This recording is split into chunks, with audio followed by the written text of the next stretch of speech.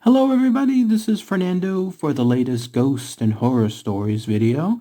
Alright, let's go ahead and let's do another entry here. This one yet again from the reddit.com website, there from a subreddit called Free Horror Stories. I'll include the link for it below, and yet once again it deals with the phenomenon known as sleep paralysis.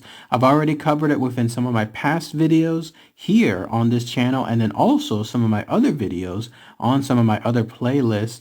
It's again a very fascinating phenomenon that makes you wonder, is it truly something within each person, i.e. it's just impacting them, maybe something from their mind or something from their body, or is it truly something paranormal? I have seen some of your comments out there too, some people experiencing their own sleep paralysis, so it'd be great to hear what your comments are, your new ones, associated with this video. But it comes from an entry user, a guy by the name of the Stevie Games. He wrote this about 2 years ago, and he titled it My First Sleep Paralysis Story. So let's go ahead and let's talk about that encounter here, and then once again I'll give my own thoughts towards the end of the video. So here's essentially what he wrote. I don't remember exactly when this was. I'm pretty sure it was around March of 2018. I was 12 years old and in the 7th grade. I often listened to and read scary stories online about things like sleep paralysis, but I never thought it would happen to me. So before I had woken up, I was having a strange dream. I was playing Counter-Strike, but it felt like I wasn't playing it and it was actually real. I was shooting some targets and then I blacked out for a second. I woke up on the main road that goes into my neighborhood and saw that the road was gone. The houses on my street were very small, two-story box houses, and there were elderly people standing out in front of the houses, all reading a newspaper, and the sign at the front of my neighborhood only read Brook G with the rest of it crumbling off. I then suddenly appeared at my morning bus stop for school, looking at my phone, and everything was normal until a bush that normally isn't there screamed at me. I remember clearly feeling as though this was normal, so I screamed back. We went back and forth until I woke up with the scream echoing in my ears. And now I was in my bed looking against the wall, unable to move. I hadn't realized that I was experiencing sleep paralysis, but was still freaked out by that screaming and tried to go back to sleep. And so I lay there, not hearing anything for about 5 minutes. And then I heard what sounded like heavy boots hitting the ground out in my living room, coming towards my bedroom area. And just so you know, outside my bedroom, there is a hallway, and on the left is a bathroom. And at the end is my parents' room, and then at the end on the right is a door that goes to my living room. So the footsteps grew closer, coming to the hallway and then my parents' room. And at that moment, I remember my dad was out of town on a business trip. So my mom, who is a small, nice lady, was defenseless. I heard the walking starting up again and come towards my room. The door opened and whatever was out there suddenly came in, walked to the side of my bed and stared down at me. I closed my eyes and I began to pray. I'm not really religious, but it's the only thing I can think to do. And after what felt like hours, I tried to turn over to look and see if anyone is there. I roll over with my eyes still closed, and as I'm looking, as I'm there, I'm still asleep, and I open my eyes and begin to squint. The coast is clear. Nobody is there. And so I crawl out of my bed slowly and looked at the clock. 4:14 a.m. Dang, I gotta go to school tomorrow, I thought. And so I tiptoed over to my door and grabbed a decorative ore my mom put on my wall there in my room, and then I walked out into the hallway. The light in our living room door was open with a light on, which is not normal, especially when my dad's out of town. So I checked the bathroom and then I peeked around the corner of the door.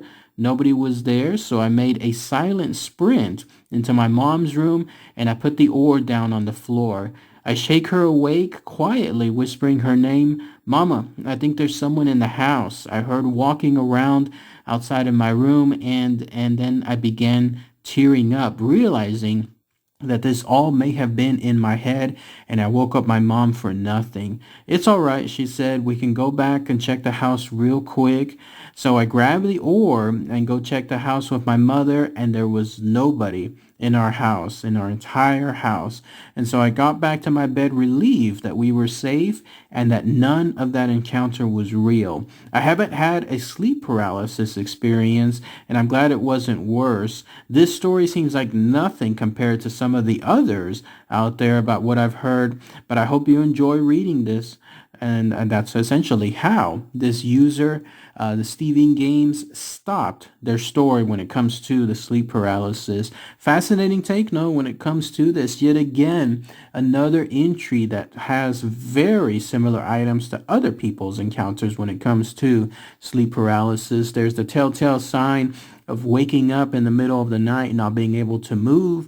There's also the notion that there's something there, obviously in the room, in this case, right next to the person, staring down at them after getting a fair little warning when it comes to these footsteps that would come around from the other area in the home straight into the hallway. What was new, though, was this. As far as this person, the Stevie Games user, apparently having these weird back and forth jumps and locations to places he was familiar with. There was the area outside of his house, like that road that goes into his neighborhood, and then there was that area where he would normally stay whenever it comes to his morning bus stop. All of a sudden, he was jumping around to those locations, and the fact that he heard those screams, that weird little bush that was screaming at him, and he was in turn screaming back at it, the fact that he could still hear that screaming in his head made me wonder if he was truly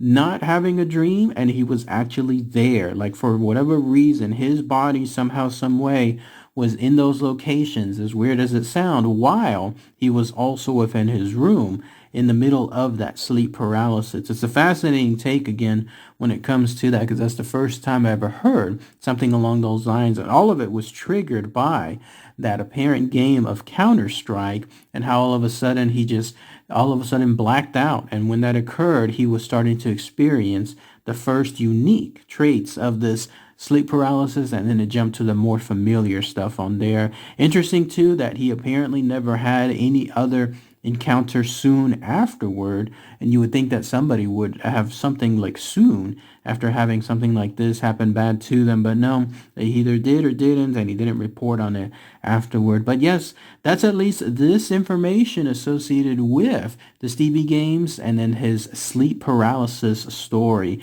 If anyone has anything else similar, please let me know. I was wondering too if he was gonna present something like in terms of a detailed description of whatever it was that was looking down at him. But for the fact that he ended up opening his eyes shortly after this thing was gone, I was wondering if it was going to mimic a lot of other encounters in sleep paralysis, especially when it comes to the telltale sign of having a shadow person, a dark entity, something that again is blocking out entire light sources, and then having in some cases those reddish eyes, or having a hat, in other words, associated with them. But let me know what you think about this story. Let me know about your comments. If you have any typical similar encounter when it comes to the sleep paralysis, and then also, do you think this is still something that was just within that person's head, or was it something truly paranormal? Was it really happening due to something ghostly and something else in terms of another phenomenon? Love to hear what your comments are. All right, everybody. Thanks again as always. Take care.